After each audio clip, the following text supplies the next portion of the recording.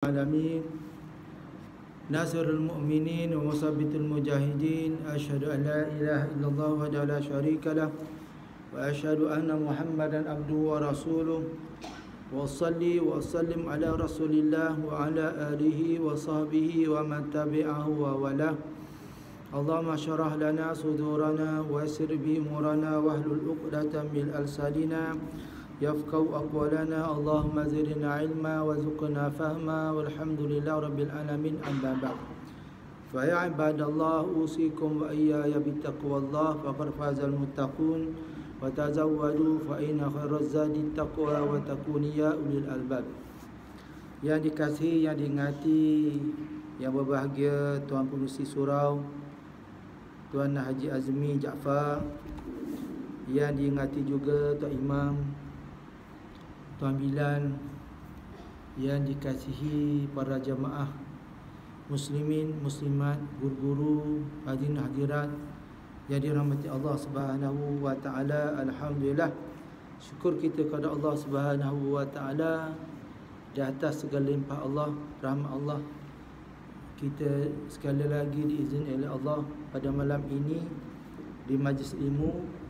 Mudah-mudahan kita ditempatkan bersama para salihin. Para hadirin hadirat yang dirahmati Allah Subhanahu wa taala, insya-Allah pada malam ini kita masuk pada perkara yang ke-16 daripada perkara-perkara sunnah hai'ah, yang mana sunnah hai'ah ini tidak perlu kepada sujud sahwi. Andai kata kita tinggal perbuatan tersebut, cumanya rugilah kita pahalanya. Jadi sebolehnya kita nak buat benda-benda ni dan dah kita biasa buat dah. Dan kita biasa buat dah. Sebenarnya kebanyakan begitulah. Yang paling penting saya nak sentuh sini sikit ialah berkaitan dengan isti'azah tu. Sebelum setiap rakaat kita membaca isti'azah ataupun auzubillah. Kerana dia boleh membantu untuk kita tidak lalai dalam solat atau dapat kita hindari daripada gangguan syaitan.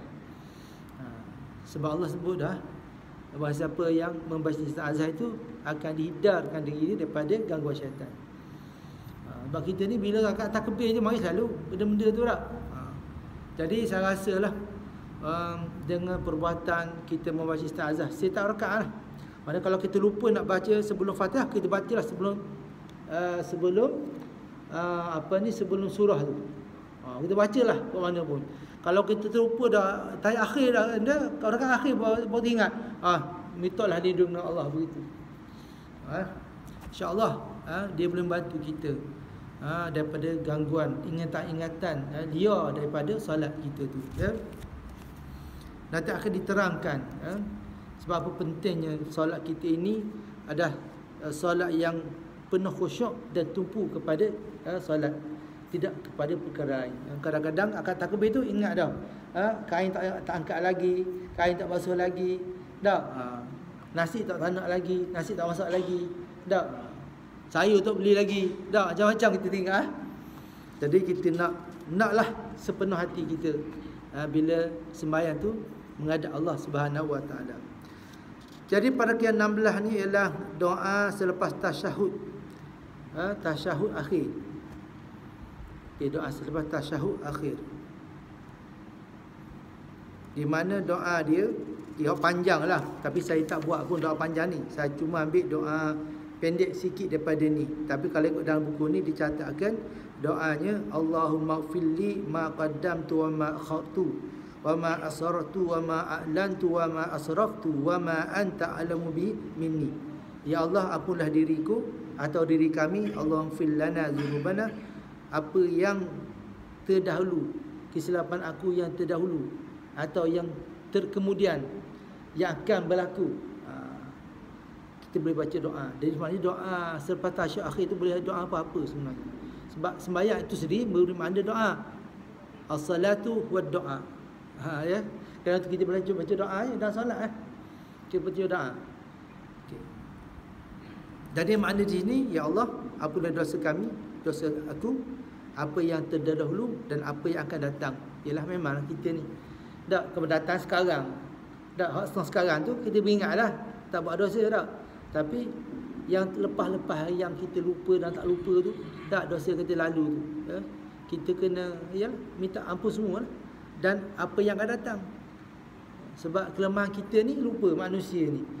Manusia daripada perkataan asal nasia. Nasia tu makna apa? Lupa. Jadi manusia ni memang Allah cipta jenis makhluk yang pelupa. Jadi kadang-kadang dosa itu kita berulang-ulang, walaupun dosa itu kecil. Tak. Dan apa yang terlindung, apa yang aku tak tahu, apa yang kami tak tahu, dan apa yang kami tahu. Ya, apa yang kami tahu. Apa yang ia terlindung bagi kami atau bagiku, dan apa yang ia lebih ketahui, yang lebih ketahui dengannya daripadaku, dan apa yang kau lebih tahu daripadaku, daripada kami, daripada kami dosa itu. Wa ma anta a'lamu bi minni, apa yang kamu lebih tahu daripada kami atau dariku. Ya, kadang-kadang dosa bukan saja dosa yang kita sedar, dosa yang tidak sedar pun ada. Tak, baru kita terfikir, ya Allah, silapnya aku, baru kita terfikir tak. Tapi Tuhan tahu. Tak, kita je tak sedar. Itulah kelemahan kita. Antal muqaddim wa antal muakhir, engkau lah Tuhan yang tak ada awal, tak ada akhir. Atau engkau lah yang awal dan engkau yang akhir. Ataupun engkau tidak ada permulaan dan engkau juga tidak ada perakhiran. Itulah Allah. Wal awwal wal akhir. Dialah Tuhan yang terdahulu. Okey. Sejak bila kita tak tahu. Dan dialah Tuhan yang terakhir yang kita tak tahu bila dialah. Tak ada, kalau tak ada kita pun tak ada masalah bagi Tuhan. Tak. Takdirlah bila kiamat esok. Tak, yang mana kita tak tahu, tiba Allah nak hapuskan kita. Hapuslah. Dia punya kuasa lah. Jadi kita kena sedar bahawa kita ni makhluk yang kecil sangat di sisi Allah. Kecil sangat. Kerana itu kita jangan, ataupun kita beringat-ingat, takut-takut kita ini tersalah ingkar kepada Allah. Tak, kadang tak sengaja. Tak, atau tak terfikir pun benda itu salah. Kemudiannya, la ilaha illa anta, dan tiada Tuhan melainkan engkau ya Allah. Dia lah, tak ada lain dah. Tu Allah kata fa inna tasabun. Engkau nak ke mana? Nak ke mana ni sebenarnya? Nak ke mana sebenarnya? Itu bila Tuhan kan. Seperti ayam nak rebah tu kan. Terlepas ayam tu. Kau nak ke mana ayam ni? Tak, begitulah. InsyaAllah kecil sangat kita. Allahumma inni a'udzubika min azabil qabr. Ni yang selalu saya baca. Selain pada doa-doa lain lah saya baca. Ni doa yang wajib saya baca. Daripada sejak saya belajar dulu. Tak. Di mana Nabi SAW mengajar sini. Saya sampai tanya Nabi. Okey. Nabi pun baca, sedangkan ialah kalau nak kita nak kata Nabi itu tak payah dah nak berlindung daripada azab kubur. Sebab Nabi dah tak ada azab kubur bagi Nabi. Tapi Nabi baca. Nak khabar yang penting, dan Nabi suruh umat dia baca. Begitu. Itu pertama, azab kubur. Wa fitnatil mahya wal mamat. Fitnah kita hidup dan mati. Fitnah ni bukan hanya kita hidup, banyak fitnah sebenarnya. Macam-macam fitnah yang wujud di atas muka bumi ni banyak sangat. Kita nak nafi tak boleh. Nabi dah kata dah ada. Fitnah tu wujud. Sehingga Nabi kata al fitnah tu kal-laili muzlim. Fitnah itu ibarat seperti malam yang gelap gulita. Dulu saya belajar dulu, saya tak faham apa maksud ni gelap gulita ni. Rupanya hari ni bila sebarnya fitnah, kita tak boleh nak buat apa. Tak, terlalu cepat fitnah tu tersebar. Saya faham benda tu Nabi suruh lama, tapi macam mana fitnah tu nak tersebar dengan cepat?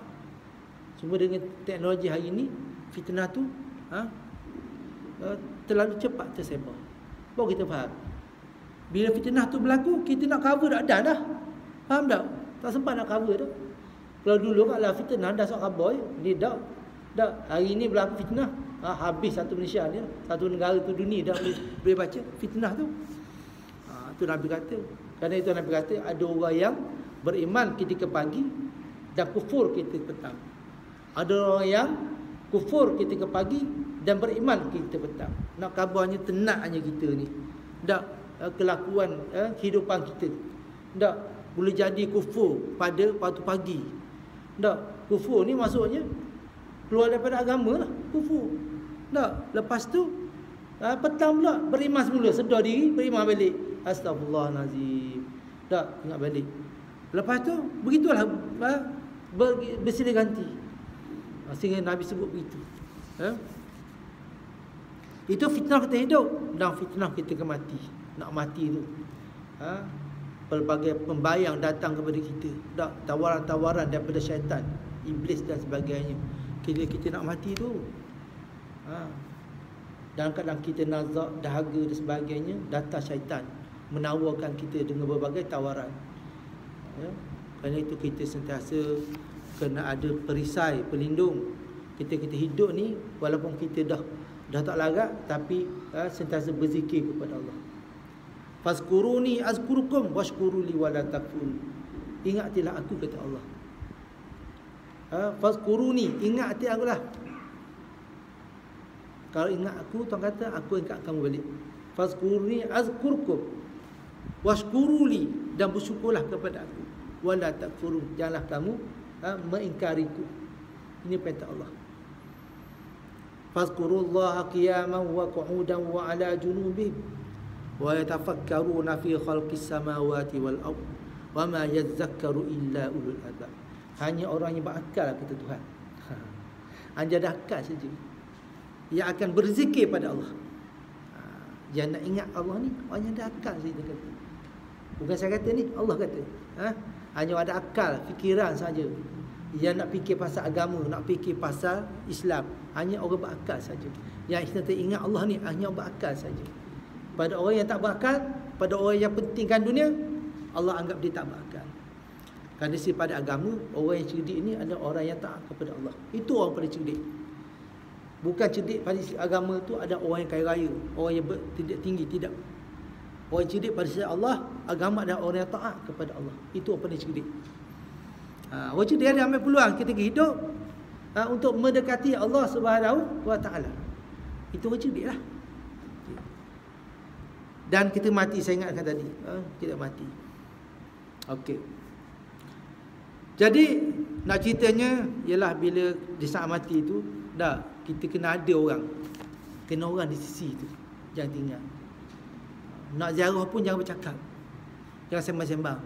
Nak ziarah pun pergi duduk baca Quran, balik lah. Tak payah tunggu lama-lama situ. Dan kena sentiasa ada. Kerana orang bergilir, bersilih ganti.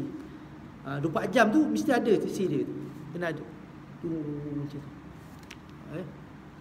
Jangan biarkan lock itu soal dia tu tak. Biar sentiasa ada. Bergilir 24 jam tak. Kita ni tidur ni bangun macam tu. Kita duduk kat dia baca Quran, dia boleh baca Quran, tunggu baca Quran macam tu. Sampai dia membus nafas tak akhir. Kita nak kita pesankan anak-anak. Pesankan anak-anak. Kerana kita nak anak yang soleh.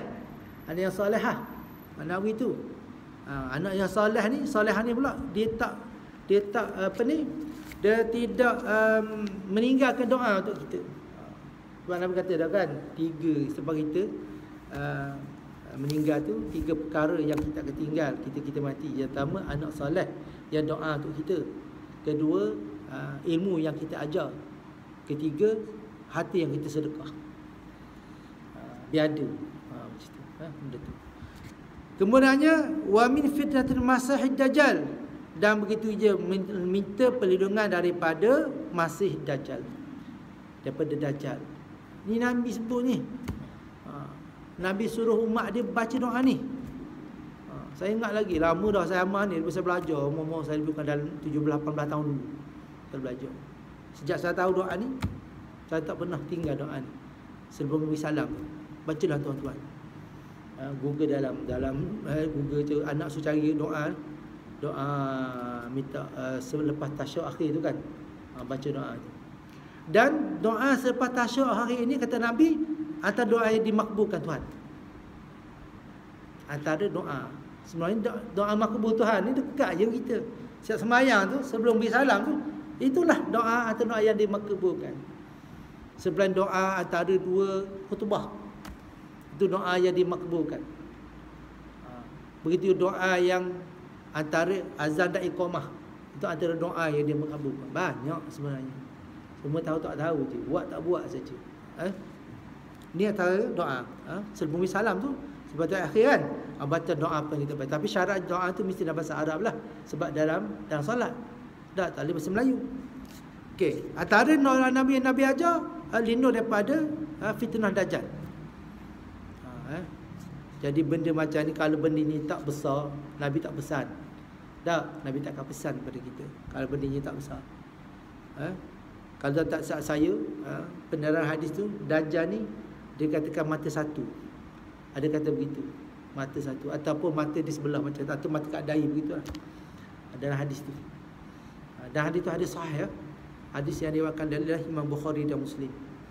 Hadis tu sahih, dajjal tu ada.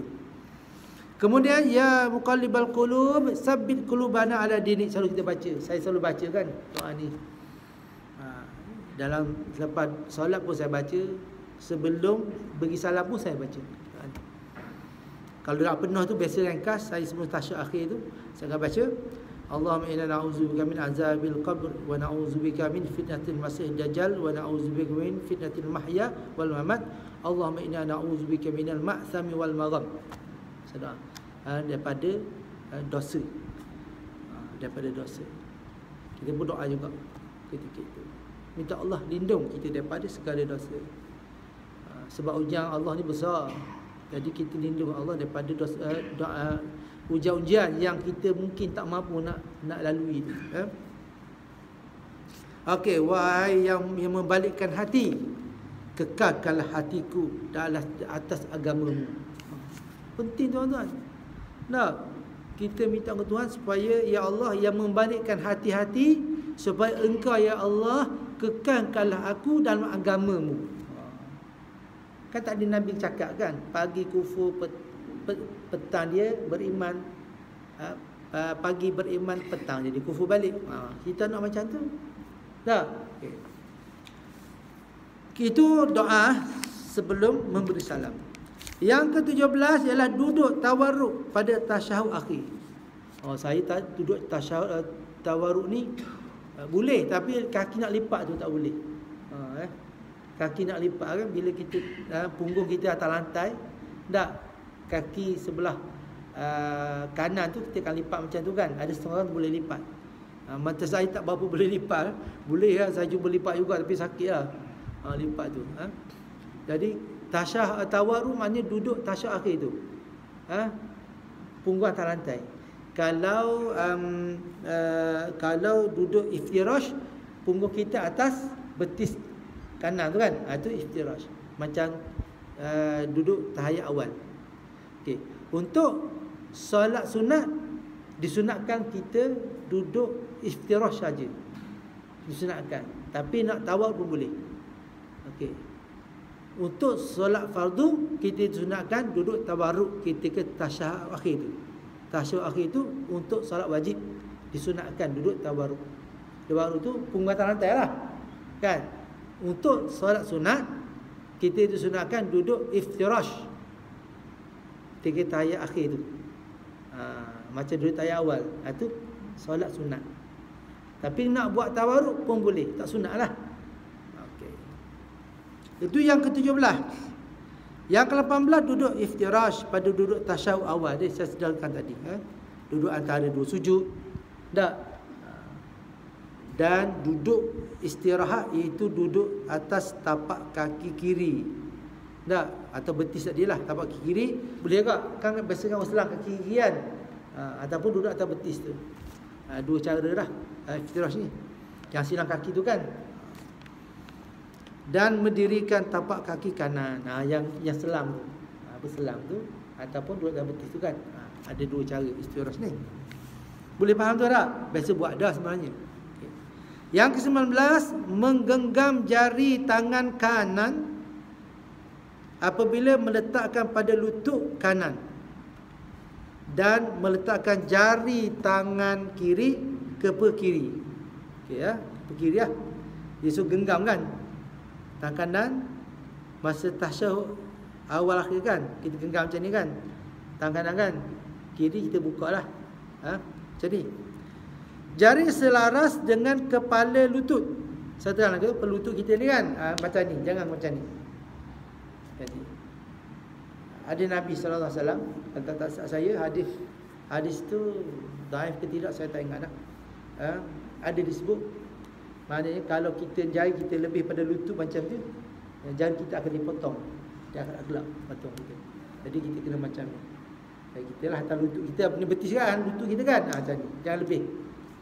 Okay. Ini tangan kanan lah, kiri kanan macam ni, kiri kanan macam ni, kiri macam ni. Okey. Jari selaras dengan kepala lutut bagi kedua tasyahud. Tangan kanan itu digenggam 3 jari saja. 3 jari saja. 3 jari saja yang genggam tu. Tangan kanan tu lah. Okey, 3 saja. Jari telunjuk dilepaskan dengan ibu jari dilepaskan. Jadi gitulah. Tak? Atas lutut kita macam ni lah. Atas sebelah kanan tu. Tak? Lepaskan. Okey. Itu biasa kita buat dah lah. Okey. Ke-20, mengangkat telunjuk apabila mengucap syahadah. Asyhadu an la ilaha illallah. Dekat illallah tu. Bila illallah angkat dan belok sedikit. Asyhadu an la ilaha illa asyhadu an la ilaha il tu berangkat. Asyhadu an la ilaha illallah sampai ke selesai betul tasyahud atau selesai bersalam. Jadi kita kekal macam ni. Tunjuk ke atas untuk menunjukkan tauhid Allah tu. Macam tu. Kekal sampai bersalam atau bangun daripada tasyahud awal tu. Ya. Boleh. Mana belum malam ni kita kena sepakat lah. Itu sunat je. Tapi nak lah pahala. Faham tak? Nak pahala. Caranya ialah apa dia? Bila asyhadu an la ilaha illa tu. Illallah kan? Tu angkat. Belok sedikit. Keadaan begini kekal sampai memberi salam atau bangun daripada tasyahud awal. Okay. Kalau ada syarat lain, tak ada salah. Syarat lain pun tak apa. Kalau ada urat lain. Okey, tu. Yang ke-20. Yang ke-21, mengekalkan penglihatan pada tempat sujud dan mengekalkan khusyuk. Maknanya bila kita duduk tengok pada tempat sujud. Dalam sembahyang kita tak boleh pandang ke atas. Kalau tak salah saya lah, saya pun tak rujuk balik hadis Nabi tu. Abang siapa yang melenggak ke atas, dia akan mewarisi buta. Mewarisi buta. Okey. Macam tu lah. Jadi kalau tak sembahyang, jangan kita pandang ke atas. Pandang ke bawah. Tempat sujud tu. Pandang ke atas tu bila kita berdoa selepas solat. Itu pandang ke atas pula. Ya Allah. Itu sunat. Sebab nak macam ni atau macam ni pun boleh. Itu selepas luar solat lah. Bila berdoa kita melengak ke atas. Kalau sembahyang pandang ke bawah. Tempat sujud kita tu lah. Tak ada lilau-lilau mata kita tu tak tahu mana. Faham tak? Nak pandang mana ni sujud lah. Jadi kita dah boleh cover dah. Dengan baca isti'azah, auzubillah lagi. Lepas tu kita duduk khusyuk di tempat sujud, insya-Allah solat kita akan khusyuk. Dah, khusyuk ni ada dua. Bermaksud khusyuk ni sama ada satu, khusyuk dengan maksud kita berminat untuk solat. Maksud bila belum masuk waktu kita dah bersedia. Itu satu. Ini mengikut pandangan Imam Ghazali ya. Khusyuk pertama kita berminat nak sembahyang, menunggu-nunggu nak solat. Itu khusyuk, bermaksud khusyuk pertama. Khusyuk kedua ialah kita tak lalai ketika dalam solat tu.